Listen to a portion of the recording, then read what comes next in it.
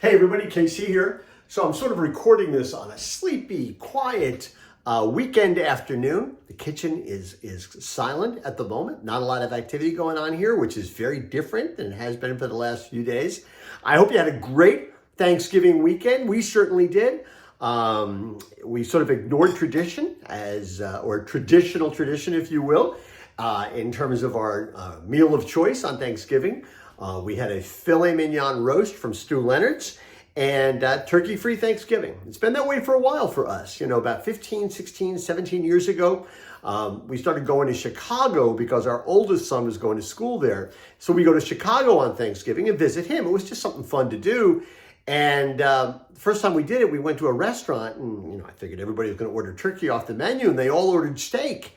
And they all said, well, Dad, we really don't like turkey. So I said, well, why are we eating turkey on Thanksgiving then?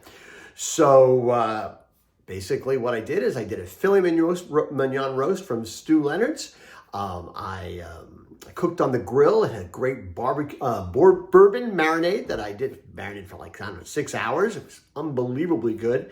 A little broccoli, some baked potato for people who want it. And then we had some short rib risotto. You know why I made short rib risotto? Because I wanted to. And it was really, really, really good. And the core tradition, it seems to me, that we observed had nothing to do with the meal and had a lot more to do with the fact that we were all together. That was the important part of the tradition. And listen, it was a great week for having everybody together. It was actually unusual because everybody was here with their significant others. And last Monday was Mrs. Content Guy's birthday. Everybody was here for it. Really unusual. I made her favorite lamb and artichoke stew. And then we had lots of people in the house on Tuesday. So I made a pasta with bolognese sauce. Wednesday, I made fresh pizza on the grill. And then on Thursday, we had Thanksgiving dinner. Right now, we're surviving on leftovers. And, not everybody was around all the time, but people were in and out. And it was great. There was tons of energy in the house. And that was absolutely wonderful and the really important part of the weekend.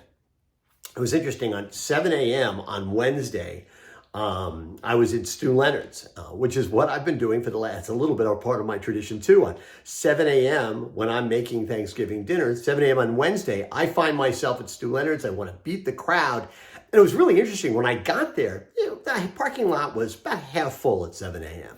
And I went inside and Stu Jr. was in the bakery and he's talking to customers and he's talking to employees and the place was just filled with energy. We had a great conversation and it was interesting. I went to a couple of other local stores a little bit later in the morning, the day before Thanksgiving. I'm not going to name them because in the interest of the holidays, I'm feeling generous. Not nearly the energy, not nearly the crowds. You never would have known that it was the day before Thanksgiving. That tells you something about innovative marketing and innovative merchandising and creating a store that doesn't look like everybody else's stores. It was interesting. Thinking about tradition over the weekend, I remembered this line from Bob Iger, the CEO, chairman of Disney. And one of the things he once said was that you can't allow tradition to get in the way of innovation.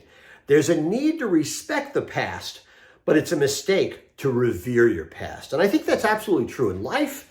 I think it's true in business, and it is especially true in retailing.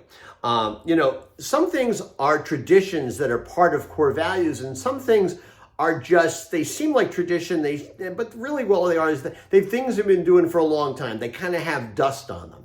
And it's critically important in retailing to be able to tell the difference between the two, and you got to really hold on to the former, but challenge and dispose of the latter.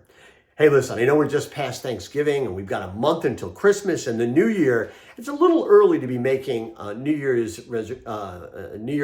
resolutions, but I think that's a really, really good one. Don't let tradition get in and how you've always done things get in the way of innovation, because you do that and you're in real trouble. So anyway, I hope you had a great Thanksgiving. That's what's on my mind. And as always, I want to hear what's on your mind.